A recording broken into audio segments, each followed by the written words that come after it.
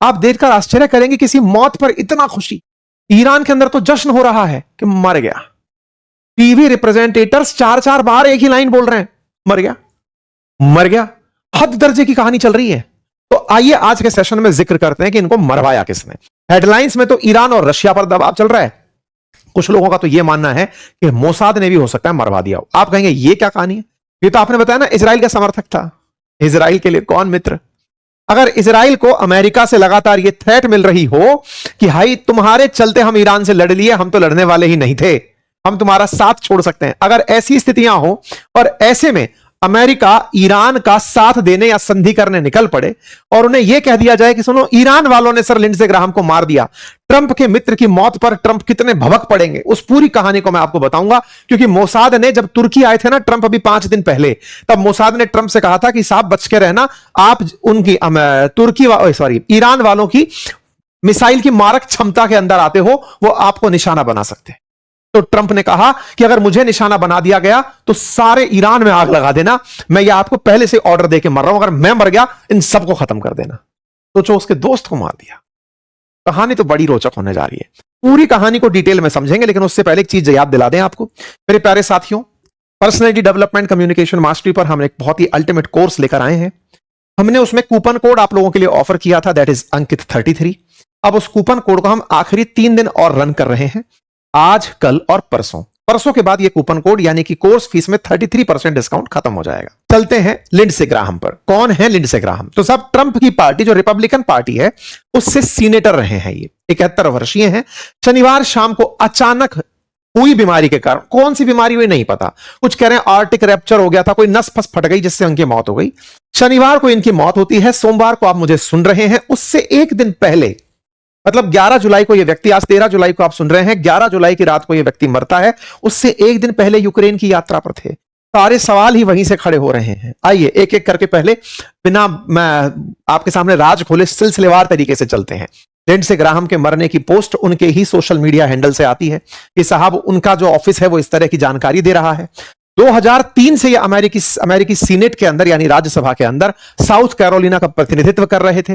पहले रिपब्लिकन पार्टियों के साथ इनका सही व्यवहार नहीं था। पुराने 2016 के अगर ट्वीट इनके उठाकर देखे जाएं तो उस समय ट्रंप के धुर विरोधी कहे जाते थे, लेकिन राजनीति है, जो विरोध में है वही तो साथ में आएगा। तो कुल मिलाकर ये ट्रंप के साथ भी आ जाते हैं। ट्रंप के साथ में आते हैं और जब दोबारा ट्रंप सत्ता में आते हैं तब एक नया एजेंडा लेकर चलते हैं और कहते हैं कि चूंकि मैं दूसरी पार्टी से आपकी पार्टी के अंदर आया हूं, बाइडेन की डेमोक्रेट्स और इनकी ट्रंप की रिपब्लिकन, बोले अगर दोनों पार्टी मिलकर के ये डिसाइड कर लें कि हमें रूस से तेल खरीदने वाले देशों पर 500% टैरिफ लगाना है तो क्या ही कहना। बोले हाँ ये बात तो सही है। तो बोले आओ एक बाई पार्टीशन यानी द्विदलीय बिल लेकर के आते हैं, जिसमें यह तय किया जाएगा कि इन देशों पर जो रूस से तेल खरीदकर उसे पैसा देते हैं 500% टैरिफ लगा दिया जाए। लगातार इस एजेंडा के साथ आगे बढ़ रहे हैं। इनके इस एजेंडा में आए दिन कोई ना कोई अपडेट आता ही रहता है, जैसे this bill will allow President Trump to punish those countries who buy cheap Russian oil fueling Putin war machine. यहां पर इन्होंने हाल ही में यह जानकारी अपनी तरफ से कही कि मैंने पूरी तरह से इस द्विपार्टी सिस्टम से बात कर ली है, तैयार है लोग बाग कि हां चाइना, इंडिया और ब्राजील पर टैरिफ लगाओ। इनके इस स्टेटमेंट के चलते भारत की राजनीति में भी खूब घमासान मचा। कांग्रेस ने भारत सरकार से पूछा कि चल क्या रहा है, आप पर 500% टैरिफ लगाने की तैयारी आपका मित्र कर रहा है। बोले कौन? बोले ट्रंप। ट्रंप का मित्र कौन? Lindsey Graham. तो ये वो लिंडसे ग्राहम है साहब। तो ये लिंडसे ग्राहम जिन्हें अमेरिकी पैट्रियट मानता है, देशभक्त मानता है, व्हाइट हाउस ने उनके जाने पर अपनी तरफ से संवेदना व्यक्त करी। ट्रंप तो मानो टूट ही गए। उन्होंने अमेरिकी झंडों को झुकने के लिए कह दिया कि जहां जहां झंडे हैं शाम तक, शनिवार शाम तक झुके रहेंगे। ये साहब उनके व्हाइट हाउस के सामने अमेरिकी झंडा आधा झुका दिया गया कि लिंडसे ग्राहम नहीं रहे।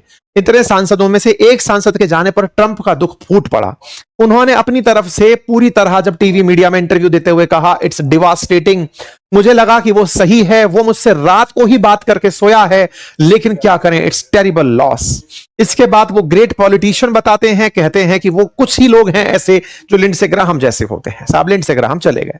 लिंडसे ग्राहम ईरान जंग के दौरान भी सुर्खियों में आए थे, जो ट्रंप को कन्विंस कर गए थे कि आपको ईरान पर बम फेंकना चाहिए। तो कुल मिलाकर मेक अमेरिका ग्रेट अगेन वाले और make Iran great again Trump का नारा देने वाले इन लिंडसे ग्राहम की मौत के बाद सोशल मीडिया पर जितना भी प्रतिक्रिया है, चाहे वो अमेरिकी उपराष्ट्रपति हो, कनाडा के प्रधानमंत्री हो, Karoline Leavitt, Marco Rubio, Scott Bessent, तमाम लिंगो, Friedrich Merz, Ursula von der, दुनिया भर के लोग इन पर अपनी दुख व्यक्त कर दिए। मतलब ये केवल सांसद नहीं थे, मतलब अगर सांसद होते तो शायद दुनिया के इतने राष्ट्राध्यक्ष इन पर इतनी प्रतिक्रियाएं या आप और हम चर्चा नहीं कर रहे होते। ये समझिए कि ट्रंप का ब्रेन थे, जैसे दुगुन जो है ना, अलेक्जेंडर दुगुन, जो उनके पुतिन के दिमाग कहे जाते हैं, जैसे अमित शाह जी ट्रंप प्रधानमंत्री मोदी के लिए माने जाते हैं, चलो वो तो मंत्री भी हैं, लेकिन जिन राजनेताओं को माना जाता है कि यही है विचार करने वाले, तो बिल्कुल वैसी चीज यहां पर थी। तो इनका मौत जो है वो कई देशों को दुख देकर गया। जैसे इजराइल ने अपनी तरफ से कहा कि देखो, हमने तो अभी कुछ दिन पहले ही लिंडसे ग्राहम से बात की थी कि इजराइल खूब पैसे वाला देश है, खुद वेपन बना सकता है।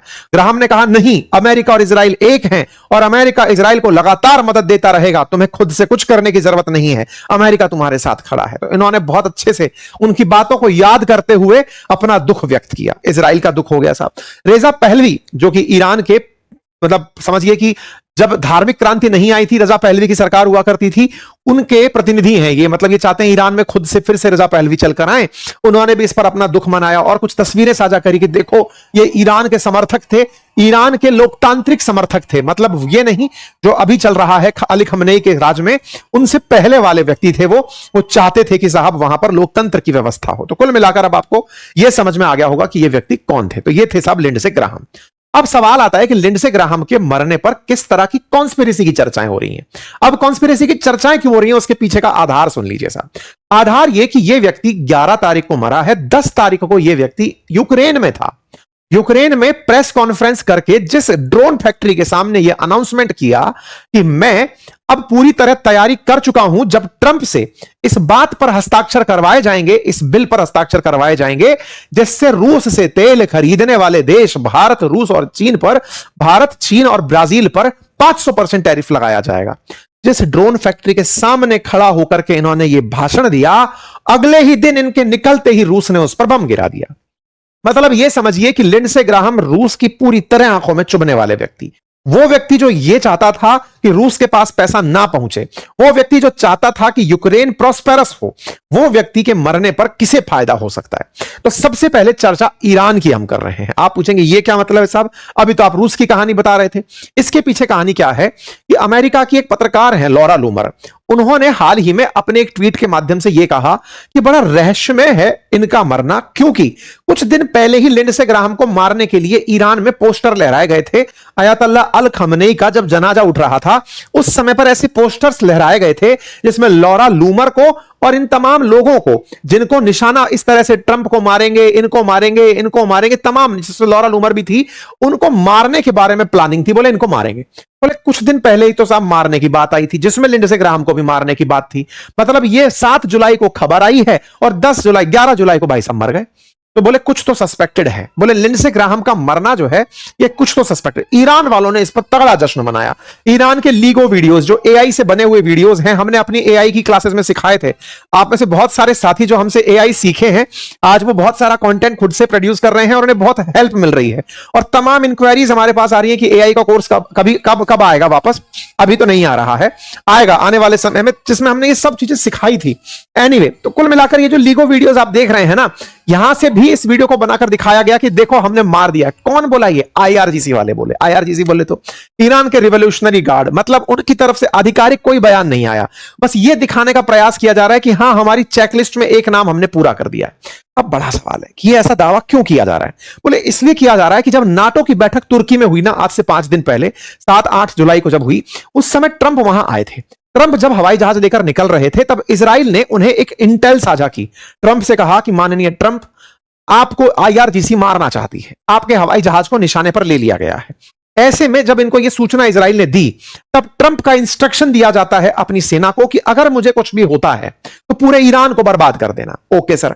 लेकिन ईरान वालों ने ट्रंप को निशाना नहीं बना करके लिंडसे ग्राहम को निशाना बना लिया। जैसे ही लिंडसे ग्राहम मरे, यह ईरान की मीडिया है जो खुश होते नहीं थक रही है, चेहरे के ऊपर इनकी खुशी है। पत्रकार जो है वो 4-4 बार नाम दोहरा रहे हैं, मर गया और साहब कर दिया हमने वो व्यक्ति जो ईरान पर गोला गिरवाने का जिम्मेदार था। ईरान पर गोला गिरवाने का जिम्मेदार इजराइल का पक्षकार मर गया। तो कुल मिलाकर के इन्होंने इसकी खुशियां मना ली। तो लिंडसे ग्राहम साहब नहीं रहे। अब दूसरा पॉइंट चलते हैं कि साहब ये तो चलो वो व्यक्ति थे जो इजराइल के साथ सऊदी को लेकर आ रहे थे, गल्फ कंट्रीज को लेकर आ रहे थे। रशिया का क्या लेना देना है? बोले तो ओपन सीक्रेट है। बोले क्या? जब रूस को पता है कि इस व्यक्ति के आइडिया के चलते जो 500% टैरिफ लगाने की बात कर रहा है, इससे रूस के पास तो पूरी तरह से चीजें रुक जाएंगी। भाई कल को खरीदार ही नहीं मिलेगा, 500% टैरिफ लगने पर इंडिया, ब्राजील, चाइना क्यों खरीदेंगे? तो बोले अगर ये आइडिया है तो इसको हटाओ। तो इसको हटाओ वाली बात कैसे निकली, अब वो देखो। क्या हुआ, जेलेंस्की ने अभी इस पर अपना दुख व्यक्त किया कि कंडोलेंसेस हैं साहब उनके ऊपर हमें, क्योंकि वो नहीं बचे। कल जेलेंस्की का साहब कंडोलेंस सुना गया। तो इन्होंने अपनी बात में जेलेंस्की ने कहा कि हमारे लिए लिंडसे ग्राहम बहुत महत्वपूर्ण रहे हैं। वो लगातार रूस के वॉर फाइनेंस के खिलाफ रहे हैं और इस वजह से इन्होंने अपना पूरा पूरा दुख व्यक्त किया इनके साथ कि साहब बहुत बुरा हुआ। कोई बात नहीं साहब, जेलेंस्की से मुलाकात। देखिए जेलेंस्की के साथ जो ट्वीट है ना, ये 10 जुलाई का दिखा रहा हूं मैं आपको। 11 को तो मर गया आदमी, 10 जुलाई को यूक्रेन में थे ये व्यक्ति और यूक्रेन के अंदर आप इनकी मुलाकात देख सकते हैं। जेलेंस्की बकायदा इन्हें लेकर के अपने साथ में ड्रोन फैक्ट्री गए, ये उसकी तस्वीर है। और यहां पर खबर देखिए, we have reached an agreement with the White House on a version of Russian sanction bill that they will support, it mean it's going to become law. बोले एक ऐसा कानून बनाने जा रहे हैं जिससे रूस पर सैंक्शन लगेगा। ये लिंडसे ग्राहम एक दिन पहले जिस तरह आप इन्हें बोलते देख रहे हैं, इनकी जो जान है वो कैसे चली गई, अब ये रहस्य बन गया है।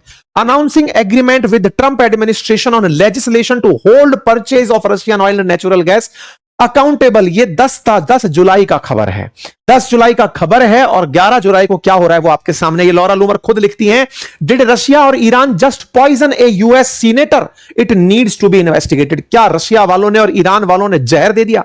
अब आप पूछेंगे गए आप यूक्रेन में हो तो जहर ईरान वाले रशिया वाले कैसे दे देंगे? भाई साहब रशिया वालों का जहर देने का इतिहास रहा है। रशियंस ने जितने भी विरोधी थे उन सबको पकड़ पकड़ कर जहर दिया है, कोई नई बात नहीं है। 4 साल पहले की खबर आपने देखी हो तो 101 साल से रूस का कल्चर है जो रूस के विरोध में है, जहर दे दो। ये पूरी फहरिस्त है। जर्मनी में किसी को जहर दिया, लंदन में किसी को दिया, यूक्रेन में किसी को दिया, चेचन्या में किसी को दिया, मतलब इन लोगों ने यूके में किसी को दिया। कुल मिलाकर जहर देने के लिए रशियंस जाने जाते हैं। पुतिन हाल ही में जब इनके एक विरोधी थे एलेक्स नवेल्नी, उनको जहर देने के कारण सुर्खी में आए थे। नवेल्नी फाइनली मर ही गया। दुनिया भर के देश कहते रह गए कि नवेल्नी को नोविचोक दिया गया था, बोले मर गया। मतलब कुल मिलाकर यह है कि रूस ने जहर देकर मारा हो, इस बात में कोई किसी को डाउट नहीं हो रहा। बोले साहब ऐसा कैसा जहर जो जाके आदमी मरा अमेरिका में? बोले ये ऐसा पॉइजन देते हैं कि वो पॉइजन तुरंत असर ही नहीं करेगा। पॉइजन जब असर करेगा आप खत्म हो जाएंगे और उसके बाद जब आप उसका पोस्टमार्टम करेंगे उसके अंदर आपका पता भी नहीं चलेगा कि कोई जहर दिया गया था। रूसी लोग इतना आगे निकल गए हैं विरोधियों को मरवाने में और जहर देने में। जहर में इनकी महारत हासिल है। सिद्ध हंसते हैं साहब वो। ऐसा क्यों कहा जा रहा है? तो मैंने आपसे कहा ना, जैसे ट्रंप का दिमाग थे लिंडसे ग्राहम, ऐसे पुतिन के दिमाग कहे जाते हैं अलेक्जेंडर डुगिन। डुगिन ने आज से कुछ दिन पहले ही ये कहा था, ये देखिए कुछ दिनों पहले की कटिंग्स हैं डुगिन की, 13/3 की है, मतलब 13 मार्च की है, जिस समय इन्होंने कहा था कि Lindsey Graham has to be flatten. Alexander Dugin के वो ट्वीट निकाल कर दिखाए जा रहे हैं कि डुगिन कह रहा था कि ग्राहम को मरवा दो। मर गए साहब। अलेक्जेंडर डुगिन पुतिन्स ब्रेन कहे जो जाते थे, वो चाहते थे कि साहब इन व्यक्ति को मरवा दिया जाना चाहिए। डुगिन के ऊपर हमला हुआ था, हमने उस पर भी सेशन किया था, यूक्रेन वालों ने डुगिन को निशाना बनवाया था। तो कुल मिलाकर के दिमाग मार दो, क्योंकि यूक्रेनियंस ने डुगिन के परिवार पर हमला किया था। आप ऐसे समझो। तो कुल मिलाकर के लिंडसे ग्राहम रशियंस के दिमाग में चढ़े हुए थे, रशियंस ने उन्हें मार दिया। ये थ्योरी पूरी तरह से दी जा रही है।